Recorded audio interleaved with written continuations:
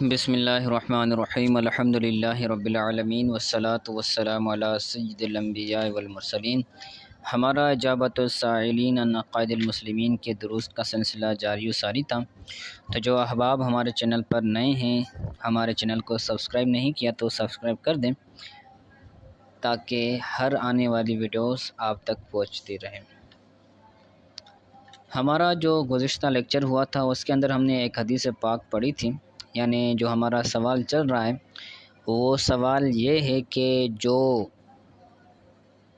حضور صلی اللہ علیہ وسلم نے کام نہیں کیا یا صحابہ نے نہیں کیا تو صحابہ کے یا حضور کے نہ کرنے کی وجہ سے وہ کام حرام، ناجائز یا پھر مکروہ تحریمی نہیں ہو جاتا۔ ٹھیک ہے، بسا اوقات ایسے کام ہیں جو صحابہ نے کیے ہیں لیکن سرکار نے نہیں فرمائے، تو ایسے کام جائز ہو جاتے ہیں بشرط یہ کہ وہ قرآن و حدیث کے مخالف نہ ہو اور حضور نے ان سے منع نہ کیا ہو۔ تو گزشتہ لیکچر کے اندر اس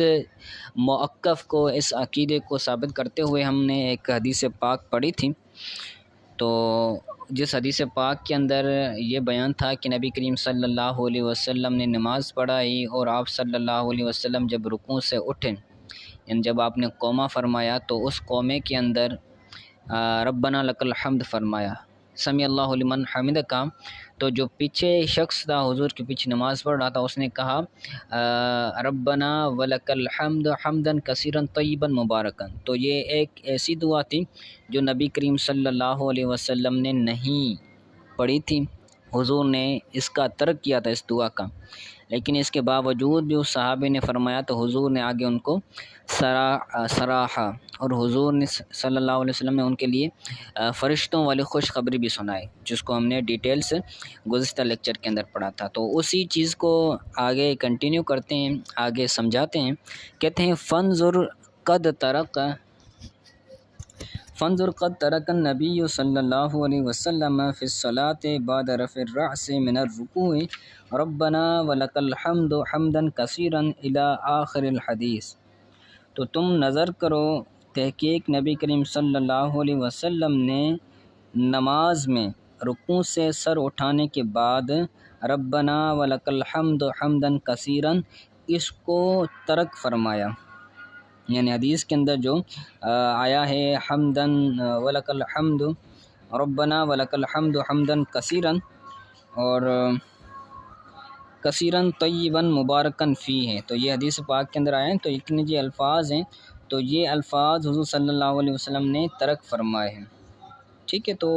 یاد رکھیں بسا اوقات ایک عبارت آ جاتی ہے تو اس کا ایک طرح سے، دو طرح سے، تین طرح سے ترجمہ کیا جا سکتا ہے، تو جس طرح سامنے والے کو سمجھ آئے، جس طرح سامنے والے کو آسان لگے تو اس طرح اس ترجمے کو لے لیں۔ میں بسا اوقات شروع سے بھی ترجمہ کرتا ہوں اور پیچھے سے بھی ترجمہ کرتا ہوں عبارت کے آخر سے، اور اسی طرح بیچ بیچ سے بھی الفاظ کو جو ہے وہ ملا کر میں ترجمہ کرنے کی کوشش کرتا ہوں، تو آپ کو جس طرح آسان لگے، تو یہ مطلب نہیں ہے کہ آپ عبارت کو ایک ہی جو ہے وہ طرح سے دیکھ لیں اور ایک ہی طرح سے اس کا ترجمہ کر لیں، سمجھ آئے نہ آئے۔ تو میری کوشش یہی ہوتی ہے کہ جس طرح آسان سے آسان ترجمہ کر کے آپ کو پیش کروں، تو یہ آپ کو جو آسان لگے اس کو لے لیا کریں۔ ٹھیک ہے، تو اس عبارت کا ترجمہ یہ ہے کہ حضور صلی اللہ علیہ وسلم نے نماز میں رکوع کے بعد رکوع سے سر اٹھانے کے بعد یہ دعا ربنا لک الحمد حمدا کثیرا آخر حدیث تک جو الفاظ آئے ہیں ان الفاظ کو کیا کیا سرکار نے ترک فرمایا۔ تو ولم یفہم الصحابی ان مجرد ترکہ للدعاء فی الصلاۃ یوجب الحذر، تو صحابہ نے نہیں سمجھا، ولم یفہم الصحابی، صحابی نے نہیں سمجھا، جس صحابی نے پڑھا تو اس صحابی نے یہ نہیں سمجھا کہ کسی دعا کو نماز میں ترک کرنا، مجرد کا مطلب ہوتا ہے صرف ترک کرنا، کہ ان مجرد ترک ہی ضمیر کا مرجع حضور صلی اللہ علیہ وسلم ہے، کہ حضور صلی اللہ علیہ وسلم کا نماز میں کسی دعا کو صرف چھوڑنا، صرف ترک کرنا، یہ پریشانی نہیں لائے گا، پریشانی کو ثابت نہیں کرے گا۔ یعنی اگر حضور نے کسی دعا کو صرف ترک کیا ہے اس سے منع نہیں فرمایا، اس سے نہیں فرمائی، صرف حضور نے چھوڑا ہے، ترک کیا ہے، تو اس سے جو ہے وہ کوئی پریشانی نہیں آئے گی، کوئی مسئلہ نہیں ہوگا۔ تو صحابی نے یہ بات نہیں سمجھی، ٹھیک ہے، یعنی حضور صلی اللہ علیہ وسلم کے ترک کی وجہ سے وہ چیز پریشانی پیدا کریں تو ایسا نہیں ہو سکتا، بلکہ کیا ہوا، وَإِلَّا كَيْفَ يُقْدِمُ عَلَى شَيْءٍ وَهُوَ يَعْتَقِدُهُ حُرْمَتَهُ، مگر وَإِلَّا وگرنہ اگر صحابی نے یہ سمجھا ہوتا کہ حضور صلی اللہ علیہ وسلم نے نہیں کیا تو میں کیوں کروں، اگر یہ صحابی نے سمجھا ہوتا تو کیف یقدم علی شیء، تو کسی چیز پر وہ کیسے آگے بڑھتے، کسی ایسی چیز پر وہ کیسے آگے بڑھتے، وہ یعتقدہ حرمتہ، جس کی وہ حرمت کا اعتقاد رکھتے ہیں، یعنی جس چیز کی وہ حرمت کا اعتقاد رکھ رہے ہیں کہ حضور نے نہیں کیا تو وہ کام حرام ہے، تو جس چیز کی وہ حرمت کا اعتقاد رکھتے ہیں تو اس چیز پر وہ کیسے آگے بڑھتے ہیں۔ تو صحابی نے آگے بڑھ کر یہ بتایا کہ حضور کا ترک کرنا یہ اس کے ناجائز ہونے کی دلیل نہیں ہے۔ وَلَمْ يُعَاتِبْهُ النَّبِيُّ صلی اللہ علیہ وسلم علی مسلکن وَلَمْ يَقُلْ لَهُ مَثَلًا أَحْسَنْتَ وَلَا تَعُدْ، لیکن حضور صلی اللہ وَلَمْ تُعَاتِبْهُ، اور نہ ہی حضور صلی اللہ علیہ وسلم نے اس کی اس راہ پر، مسلک کا مطلب ہوتا ہے اس طریقے پر، اس راہ پر، نہ ہی حضور صلی اللہ علیہ وسلم نے اس کا تعاقب فرمایا، یعاتبہ، نہ ہی حضور صلی اللہ علیہ وسلم نے اس بندے کا، اس صحابی کا، اس ضمیر کا مجید صحابی، اس راستے پر، اس طریقے پر نہ ہی تعاقب فرمایا، فلم یقل لہ مثلا احسنت فلا تعد، اور حضور صلی اللہ علیہ وسلم نے اس کو یہ نہیں کہا مثال کے طور پر کہ تم نے یہ کام اچھا کیا ہے، ولا تعد، تو اب یہ دوبارہ نہ کرنا، تم نے یہ کام اچھا کیا ہے لیکن یہ دوبارہ نہیں کرنا، تو حضور صلی اللہ علیہ وسلم نے یہ بھی نہیں فرمایا کہ کام تو اچھا ہے لیکن دوبارہ نہیں کرنا، تو یہ بھی حضور صلی اللہ علیہ وسلم نے نہیں فرمایا۔ او نہاہ عن انشاء ادعیۃ اخری فی الصلاۃ، اور یا پھر حضور نے اس کو منع نہیں فرمایا، اس کا بھی عطف پیچھے ہے لم پر، او نہاہ، یا پھر حضور نے اس کو منع کیا ہو کہ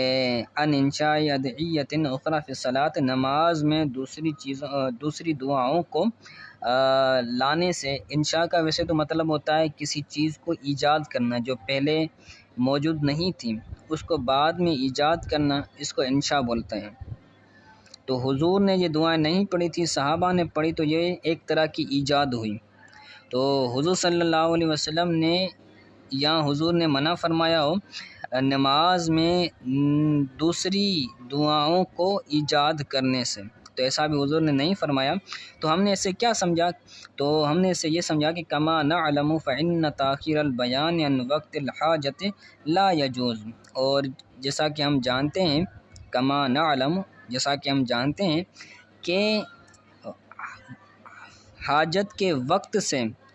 وضاحت کو مؤخر کرنا، پیچھے سے ترجمہ، حاجت کے وقت سے بیان کو، وضاحت کو مؤخر کرنا یہ جائز نہیں ہے، یعنی ایک مقام ہے جس پر بیان کرنے کی حاجت ہے، وضاحت کرنے کی، تفصیل بیان کرنے کی حاجت ہے، اس وقت ہم تفصیل بیان نہ کریں، بعد میں تفصیل بیان کریں، تو یہ ایسا جائز نہیں ہے۔ تو حضور صلی اللہ علیہ وسلم نے حاجت کے وقت اس کی وضاحت نہیں فرمائی، اس بیان کو مؤخر نہیں فرمایا، تو اس سے ہمیں پتہ چلتا ہے کہ وہ کام جو ہے وہ ناجائز اور حرام نہیں ہے، بلکہ وہ کام جائز ہے، ٹھیک ہے۔ آگے کہتے ہیں وَلَمْ يَفْهَمْ سَيِّدُنَا بلال رضی اللہ تعالی عنہ من ترک النبی صلی اللہ علیہ وسلم لصلاۃ رکعتین بعد الوضوء عدم جواز ذالک۔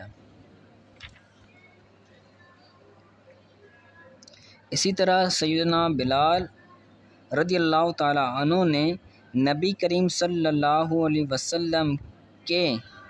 وضو کے بعد 2 رکعتیں نماز کو ترک کرنے سے نہیں سمجھا اس کا ناجائز ہونا۔ ترجمہ سمجھیں، حضرت بلال رضی اللہ تعالیٰ عنہ نے نبی کریم صلی اللہ علیہ وسلم کے وضو کے بعد 2 رکعتیں نماز چھوڑنے سے اس کے ناجائز ہونے کو نہیں سمجھا، یعنی حضور وضو فرمانے کے بعد 2 رکعتیں تحیۃ الوضو جسے بولا جاتا ہے تو وہ حضور نہیں فرماتے تھے، ادا نہیں کرتے تھے، لیکن حضرت بلال رضی اللہ تعالیٰ عنہ کرتے تھے، جس کی آگے فضیلت بھی آ رہی ہے۔ تو حضور نے نہیں کیا تھا، تو حضور کے ترک کی وجہ سے حضرت سیدنا بلال رضی اللہ تعالیٰ عنہ نے اس کے جائز نہ ہونا یہ نہیں سمجھا، عدم جواز ہی یہ یفہم کا مفعول بہ ہے، حضرت بلال نے اس کا ناجائز ہونا نہیں سمجھا، ٹھیک ہے۔ بل قام بذالک، لیکن آپ نے اس کو قائم کیا، یعنی تحیۃ الوضو کی جو 2 رکعتیں نماز ہیں ان کو آپ نے قائم فرمایا، آپ 2 رکعتیں نماز پڑھتے ہیں۔ ولم یخبر النبی صلی اللہ علیہ وسلم، اور آپ صلی اللہ علیہ وسلم کو بھی آپ نے خبر نہیں دی تھی۔ وانما لما سألہ النبی صلی اللہ علیہ وسلم قائلا، اور بہرحال جب حضور صلی اللہ علیہ وسلم نے ان سے سوال کیا، سألہ کے اندر ہو ضمیر حضرت بلال سے آپ صلی اللہ علیہ وسلم نے یہ کہتے ہوئے سوال کیا کہ یا بلال حدثنی بأرجى عمل عملتہ فی الاسلام، اے بلال تم مجھے ایسے عمل کے بارے میں بتا کہ جو زیادہ امید رکھنے والا ہے۔ ارجا یہ رجوع سے ہے، امید سے، رجوع بمعنی رجا کا مطلب ہوتا ہے امید، یعنی ایسا عمل بتاؤ کہ جس عمل پر امید رکھی جائے، ٹھیک ہے۔ عاملتہ فی الاسلام، کہ جس عمل کو تو نے اسلام میں کیا ہو۔ فإنی سمعت دفن علیک بین یدی فی الجنہ، بے شک میں نے تمہاری نالیں، تمہارے جوتوں کی آواز کو جنت میں اپنے سامنے سنا، یعنی جب حضور معراج والی رات جنت کو ملاحظہ فرما رہے تھے، جنت کی سیر فرما رہے تھے، تو جنت میں حضرت بلال رضی اللہ تعالیٰ عنہ کی جوتوں کی آواز آپ نے اپنے آگے سنائی دی۔ تو حضور صلی اللہ علیہ وسلم نے فرمایا کہ کس عمل کی وجہ سے تمہیں یہ مرتبہ ملا ہے، یہ فضیلت ملی ہے، ٹھیک ہے۔ تو حضرت بلال نے عرض کی قال ما عملت عملا ارجع عندی انی لم اتطہر طہورا فی ساعت لیل او نہار، انہوں نے عرض کی کہ میں کوئی عمل نہیں کرتا جو میرے یہاں زیادہ امید والا ہے، ارجع عندی جو میرے یہاں امید والا ہے، میں طہارت حاصل نہیں کرتا، لم اتطہر طہورا، میں طہارت حاصل نہیں کرتا رات کی گھڑی میں یا دن کی گھڑی میں، فی ساعت لیل رات کی گھڑی میں یا پھر دن کی گھڑی میں، ساعتوں میں طہارت تب تک حاصل نہیں کرتا الا وصلیت بذلک الطہور ما کتب لی ان اصلی، مگر میں نماز پڑھتا ہوں اس طہارت کی وجہ سے جو میں نے اپنے لیے مقرر کی ہے کہ میں ادا کروں۔ کتبہ کا مطلب یہاں پر ہے مقرر کرنا، فرض کرنا یا لکھنا یہ مراد نہیں، بلکہ اس کا مطلب ہے مقرر کرنا، یعنی جب میں طہارت حاصل کرتا ہوں چاہے رات میں ہو چاہے دن میں ہو، تو میں نے اپنے لیے یہ مقرر کر دیا ہے کہ طہارت حاصل کرنے کے بعد، وضو کرنے کے بعد میں 2 رکعتیں نماز نفل ادا کروں، ٹھیک ہے۔ تو یہ انہوں نے عرض کی، جس کی وجہ سے جو ہے وہ ان کو یہ مرتبہ ملا، ٹھیک ہے۔ تو آگے کہتے ہیں فَنَحْنُ نَعْلَمُ أَنَّ صَلَاةَ بَعْدَ الْوُضُوءِ صَارَتْ سُنَّةً بَعْدَ اقرار النبی صلی اللہ علیہ وسلم لها، تو ہم جانتے ہیں کہ وضو کے بعد نماز پڑھنا، أَنَّ صَلَاةَ بَعْدَ الْوُضُوءِ، وضو کے بعد نماز پڑھنا، یہ حضور کے اس کو مقرر کرنے کے بعد اقرار النبی لہا، حضور کے نبی کریم صلی اللہ علیہ وسلم کے اس کو مقرر کرنے کے بعد سنت ہو گئی، وضو کے بعد نماز پڑھنا یہ صارت سنتاً سنت ہو گئی، حضور کے اس کو مقرر کرنے کے بعد، جب حضور نے مقرر فرمایا، حضور صلی اللہ علیہ وسلم نے اس پر اقرار کیا، اقرار کا مطلب اس کو پڑھنا شروع فرمایا تو اس وجہ سے وہ کیا ہو گئی؟ سنت ہو گئی، ٹھیک ہے۔ ولیکن نستدل بفہم الصحابۃ بجواز انشاء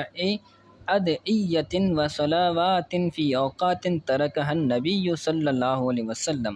لیکن ہم استدلال کرتے ہیں صحابہ کے فہم سے، صحابہ کے سمجھنے سے ہم استدلال کرتے ہیں بجواز انشاء ادعیۃ و صلوات فی اوقات،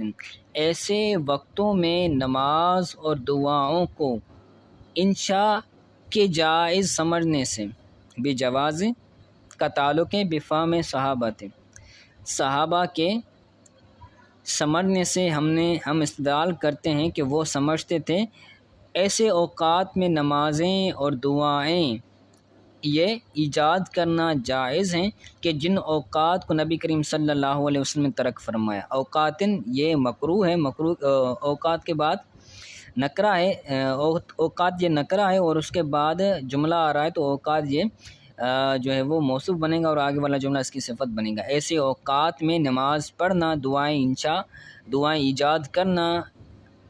جن اوقات کو نبی کریم صلی اللہ علیہ وسلم نے ترک فرمایا، ٹھیک ہے۔ تو صحابہ کرام ان دعاؤں کو ان وقتوں کے اندر ایجاد کرنے کو جائز سمجھتے تھے۔ وَنَسْتَدِلُّ كَذَلِكَ بِعَدَمِ إِنْكَارِ النَّبِيِّ صلی اللہ علیہ وسلم علی هذا المسلک والاسلوب، اسی طرح ہم استدلال کرتے ہیں، وَنَسْتَدِلُّ كَذَلِكَ اسی طرح ہم استدلال کرتے ہیں حضور صلی اللہ علیہ وسلم کے انکار نہ کرنے سے، اس راستے پر اور اس اسلوب پر، اس راستے اور اس اسلوب پر انکار نہ فرمانے پر اسی طرح ہم استدلال کرتے ہیں۔ آگے سے پیچھے سے ترجمہ دونوں طرح سے ہو سکتا ہے۔ ہم استدلال کرتے ہیں اسی طرح حضور صلی اللہ علیہ وسلم کے انکار کرنے سے اس مسلک، اس اسلوب پر، یا پھر پیچھے سے ترجمہ کریں کہ اس راستے، اس اسلوب پر حضور صلی اللہ علیہ وسلم کے انکار نہ فرمانے سے اسی طرح ہم استدلال کرتے ہیں، ٹھیک ہے۔ دونوں طرح ترجمہ درست ہے۔ وعدم نہیہم عنہ فی المستقبل، اسی طرح ہم استدلال کرتے ہیں آپ صلی اللہ علیہ وسلم کے اس کام سے صحابہ کو مستقبل میں منع نہ کرنے سے، اس کا وعدم نہیہم کا جو عطف ہے نا وہ اوپر جو آ رہا ہے نا بے عدم انکار النبی، تو عدم انکار النبی پر عدم نہیہم کا جو ہے وہ عطف ہے، تو کذالک نستدل کذالک بے عدم نہیہم عنہ فی المستقبل، اصل عبارت اس طرح ہوگی۔ اسی طرح ہم استدلال کرتے ہیں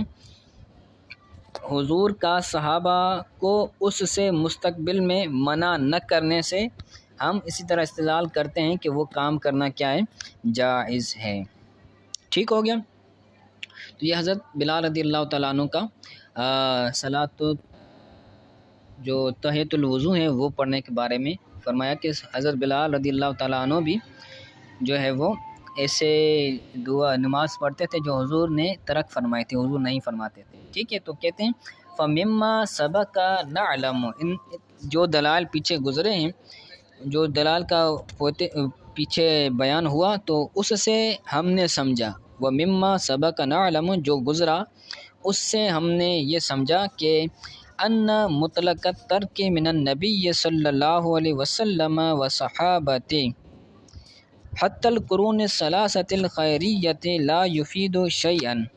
لا تحریما ولا کراہۃ ولا غیرہما، جو پیچھے دلائل گزرے ہم نے اس سے سمجھا کہ نبی کریم صلی اللہ علیہ وسلم کا حضور کے صحابہ کا مطلقاً ترک کرنا، صحابہ کا حضور کا مطلقاً کسی کام کو ترک کرنا، یہاں تک کہ جو 3